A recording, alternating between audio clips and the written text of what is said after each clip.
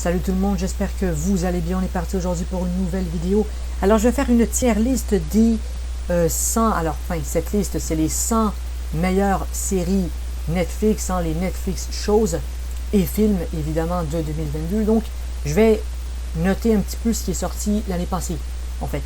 Et donc, j'ai fait un petit classement, donc de A à E. Donc, on va dire, voilà, 5 rangées. Et je vais noter en fait sur 5. Donc A, c'est très bon. E, mauvais. Donc, alors, il y a quand même des choses que j'ai pas vues là-dedans. Et je me rends compte que voilà, il y a à peu près... Donc ici, c'est un E. Je vais noter en fonction de ce que j'ai vu. D'accord? Donc, ça se peut que je ne mette pas les 100 shows.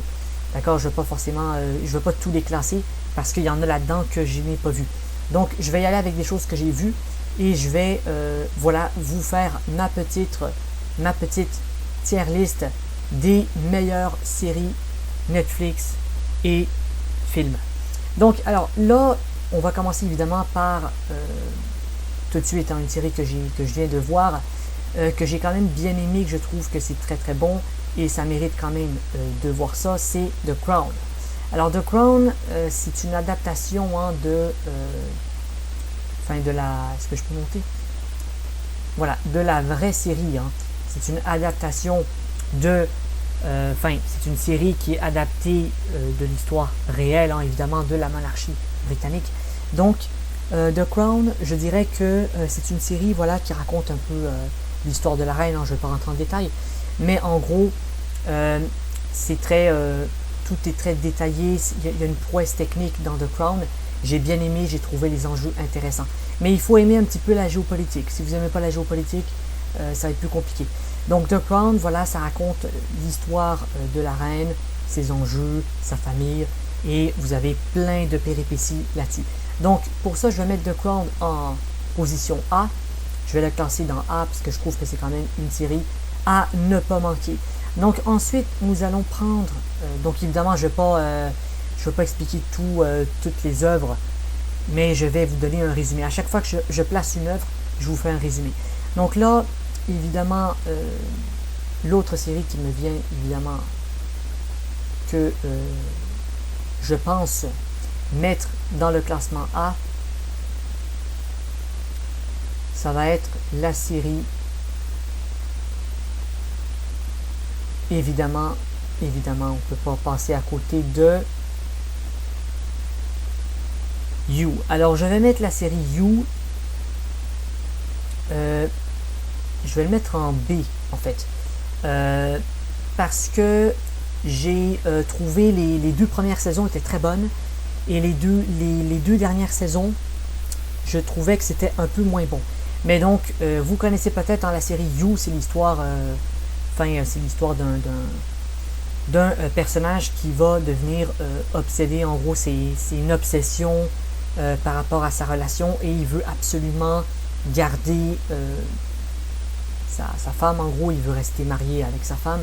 Et on suit l'histoire d'un psycho voilà, qui fait tout pour pouvoir contrôler et manipuler sa vie et les gens qu'il aime dans son entourage. Donc c'est très psychologique comme série.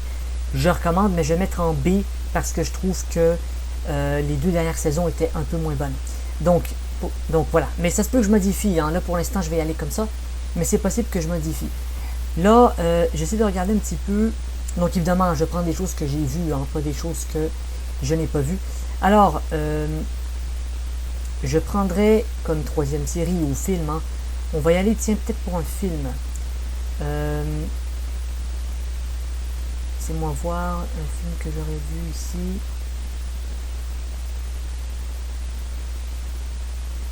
Non, vous savez quoi, je vais aller avec les séries parce que je vois qu'il y a un peu plus de séries. Donc,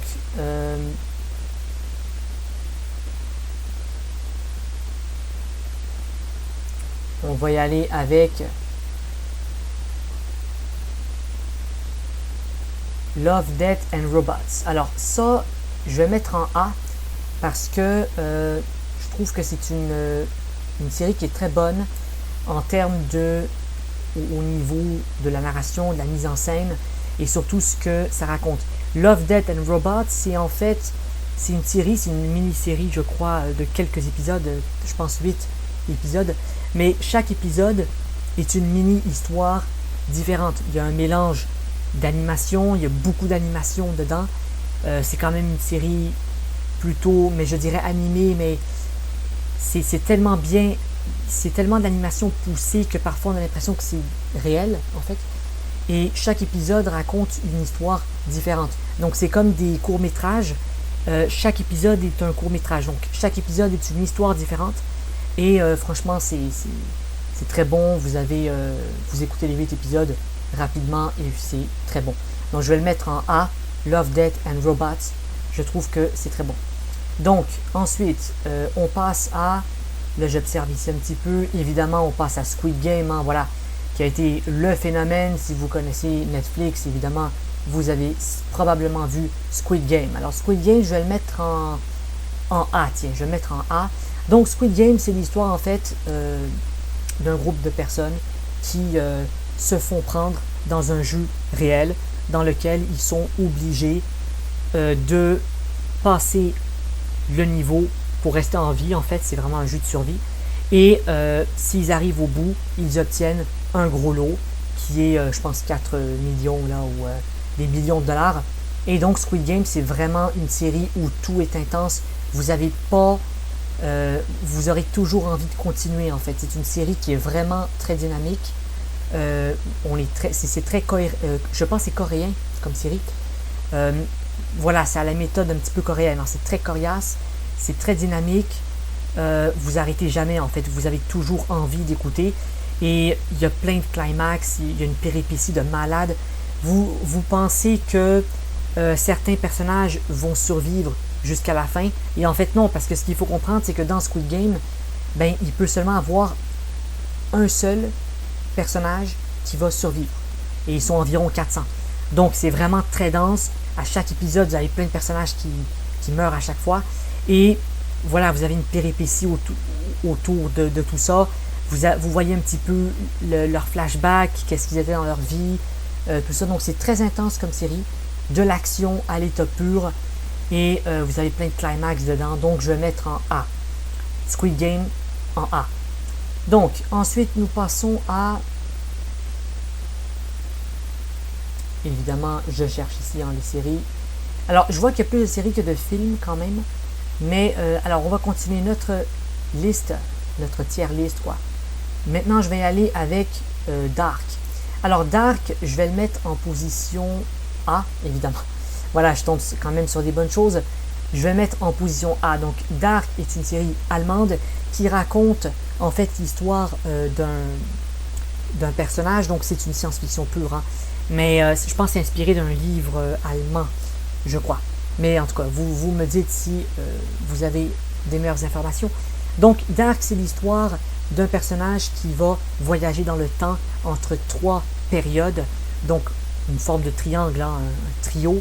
Et il va voyager entre 3 temporalités, disons, dans une certaine époque. Et le personnage va voyager et on va se rendre compte que tout ce qu'il fait à une époque va avoir un impact dans les autres temporalités.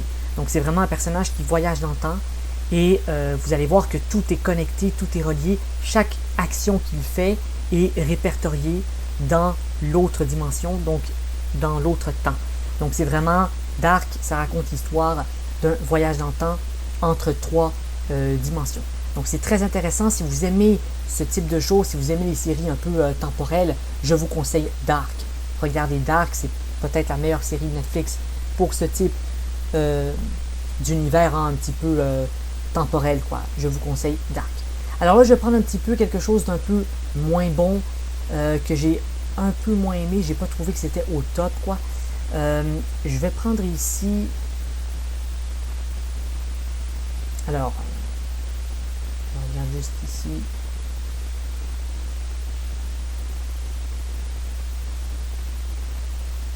Good Girls. Alors, je vais mettre Good Girls ici en C.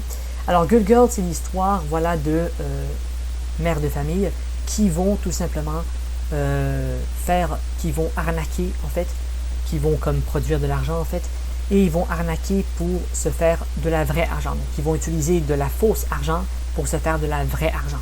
Donc, Good Girls, hein, ça raconte l'histoire voilà, de 3 mères qui ont des problèmes financiers et elles vont arnaquer pour pouvoir payer leurs factures. Donc, c'est une comédie qui est assez intéressante, mais voilà, j'ai pas trouvé non plus que c'était une série qui était très longue. Je trouve que la saison 1 est bien, mais à partir de la 2-3, là, ça commence à être, je pense la deuxième saison, ça commence à être un peu moins bien. Donc, pour ça, je l'ai mis ici en C.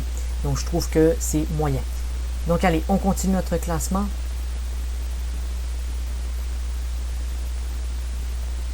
Alors, là, je vais y aller avec... Je regarde ici.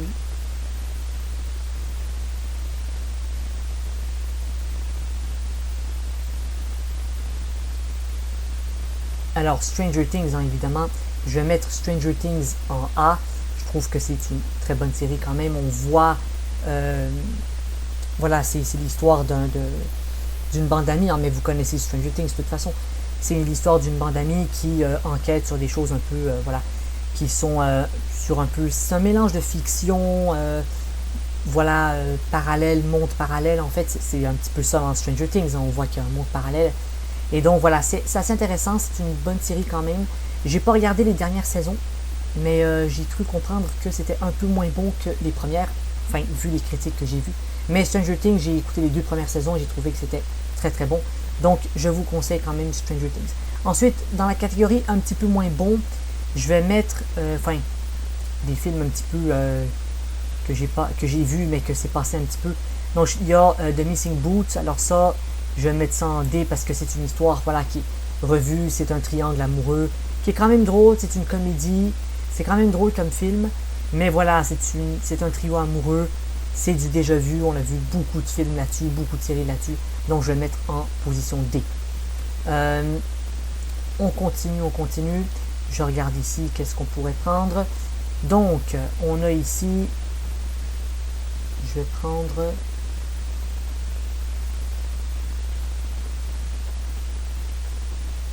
la série 13 Reasons Why.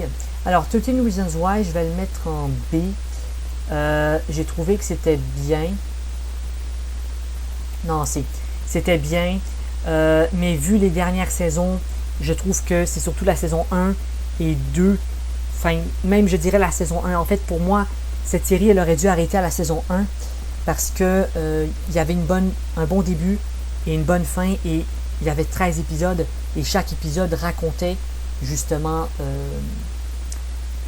la péripétie un peu des personnages, les enjeux. Donc pour moi, 13 Reasons Why, ça aurait été bien avec une seule saison. Dites-moi ce que vous en pensez. Hein. Après, j'ai regardé la saison 2 et 3 aussi, mais j'ai préféré la première saison. Je trouvais que les autres saisons, les péripéties se perdaient un petit peu. Voilà, c'était du déjà vu un peu.